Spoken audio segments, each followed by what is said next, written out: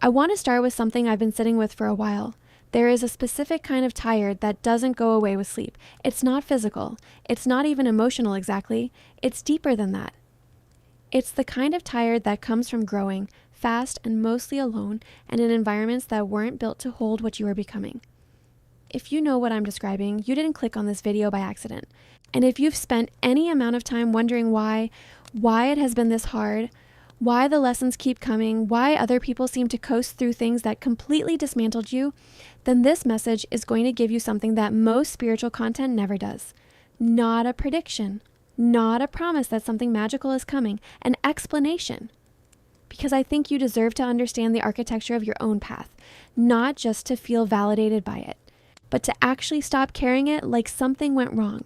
Nothing went wrong. But let me show you what actually happened. Most of us who end up in spiritual spaces, reading about law of attraction, watching tarot, learning about energy, we got here because something hurt enough to make us go looking. And what we usually find is a lot of content that tells us what's coming, what we're manifesting, who's thinking about us, what the universe has planned, and for a while, that feels good. It feels like being seen, but if you've been in these spaces long enough, you've probably noticed something.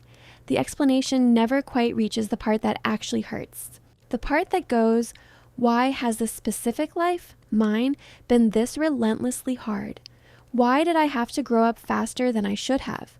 Why do I keep attracting connections that require more from me than they give back? Why does it feel like I'm learning lessons in years that other people take decades to touch or never touch at all? Those questions don't get answered with, your blessing is coming. They don't get answered with, they miss you. They require something more honest than that. So that's what I want to offer today. Here's the first thing I want you to understand. Not every soul is on the same timeline. I know that can sound abstract, so let me make it concrete. Think about the people in your life. The ones who seem to move through difficulty differently than you, who bounce back faster, who don't seem to carry the same weight after things fall apart, who can stay in situations that would have broken something in you. That difference is real. And it's not because they're stronger. It's not because they're better at coping. It's because they're on a different kind of path. Some people move through life on what I describe as a gradual arc, slow accumulation of lessons, steady ground, the kind of growth that doesn't require you to lose yourself first. And that path is valid. There's nothing wrong with it. But there are others, and I think you're one of them, who came into this life already carrying a contract for something different. A faster arc, more compression, more intensity, lessons that arrive in concentrated form that would take someone else multiple lifetimes to encounter. And the reason I'm saying this isn't to make you feel special in the way that content online uses that word, as a reward, as flattery. I'm saying it because understanding the nature of your path is the only thing that actually stops you from interpreting every hard thing as evidence that something is wrong with you. Because that's the misread that costs the most. When you're on an accelerated path and you don't know it, you spend years trying to figure out what you did to deserve this level of difficulty. You look at the people around you who seem fine and you assume they know something you don't. You start to believe that the intensity you feel, the depth of your grief, the speed at which you outgrow things, the way connections hit you on a cellular level is a flaw. It's not a flaw. It's the shape of your path. And for most people on this path, it starts long before any romantic relationship, long before any job that drained them, long before they even had words for what they were experiencing. It starts at home. I want to be careful here because this isn't about blame. It's about pattern recognition. When you grow up in an environment that wasn't built to hold what you were, your sensitivity, your intensity, your ability to see things others couldn't, one of two things usually happens. Either the environment tries to contain it, to make it smaller. You hear things like, you're too much, you're too sensitive, you think too deeply, you feel too hard. And over time, you start to believe that the very things that are most distinctly you are the things that need to be managed. Or the environment simply doesn't see it at all. And that has its own kind of damage, growing up feeling invisible in the place that was supposed to know you best. In both cases, what gets installed early is a particular relationship with your own gifts. You learn to distrust them. You learn to apologize for them. You learn to work twice as hard to prove your value in spaces that were never designed to recognize what you actually bring. And then you carry that into every relationship that follows. Into friendships where you give more than you receive and tell yourself that's just who you are. into romantic partnerships where you recognize someone's potential before they do and spend years trying to help them reach it, while slowly disappearing in the process.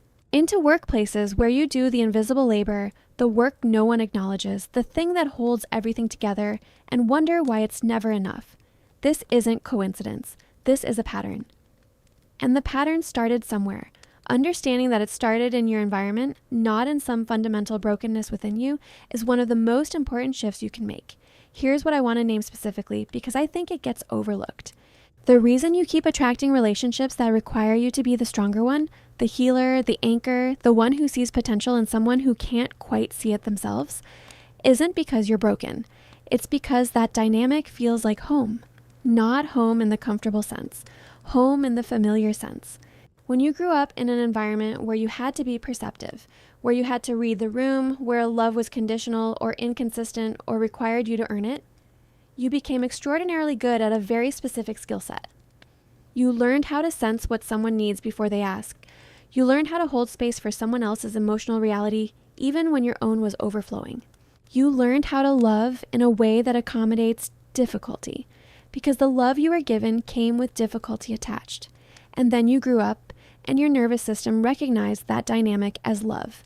Not because it is love, but because it's what love felt like when you were learning what love was. So when someone arrives who needs you, who has visible wounds, who has potential you can see clearly, who responds to your care in ways that activate that deep part of you, your system reads that as connection. And in many ways, it is connection. Deep, real, significant connection. But it is also a lesson. And the lesson isn't about them. The lesson is about understanding why that particular shape of love felt so familiar, and whether you're ready to practice a different shape. I want to offer you a reframe, and I want to ask you to sit with it before you decide whether it's true for you. What if the hardness of your path wasn't something that happened to you? What if it was something your soul, the deeper, pre-life version of you that chose this particular experience, understood would be necessary?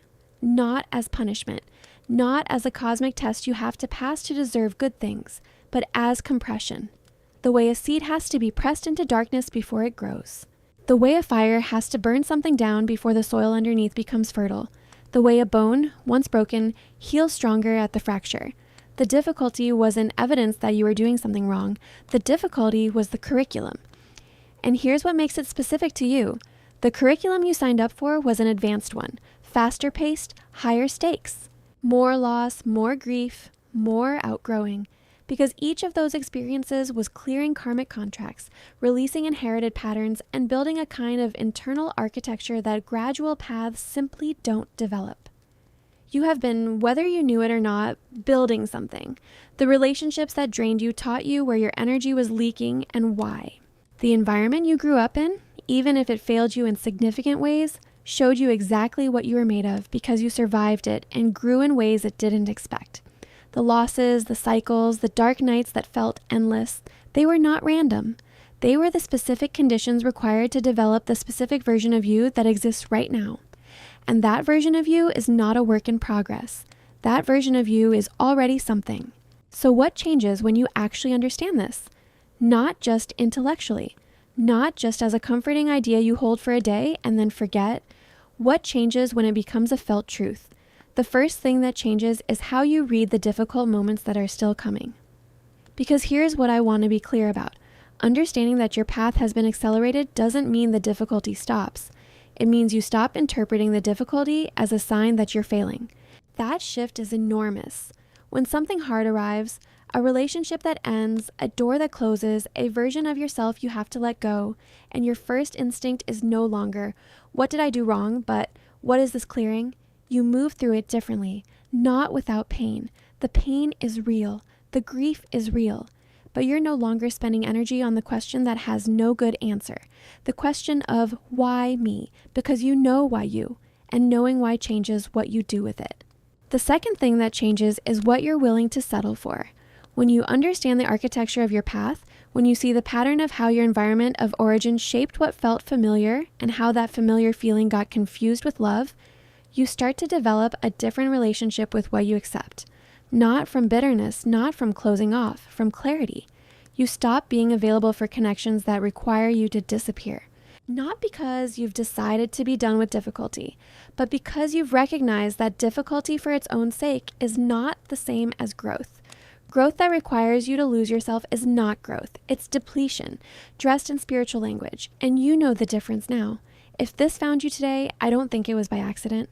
I think some part of you already knew what I just said. You've been living it. You just needed to hear it organized in a way that made the shape of it visible. That's what I'm here for.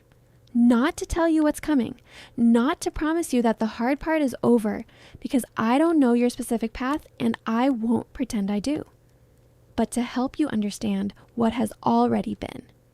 Because understanding what has already been is the only way to stop carrying it as weight and start carrying it as wisdom. You built something through all of it. That doesn't go away. Leave a comment if this resonated. It doesn't have to be your whole story. It can be one word, one feeling, one thing that landed. I read every single one, and it helps me understand what needs to come next. Cheers.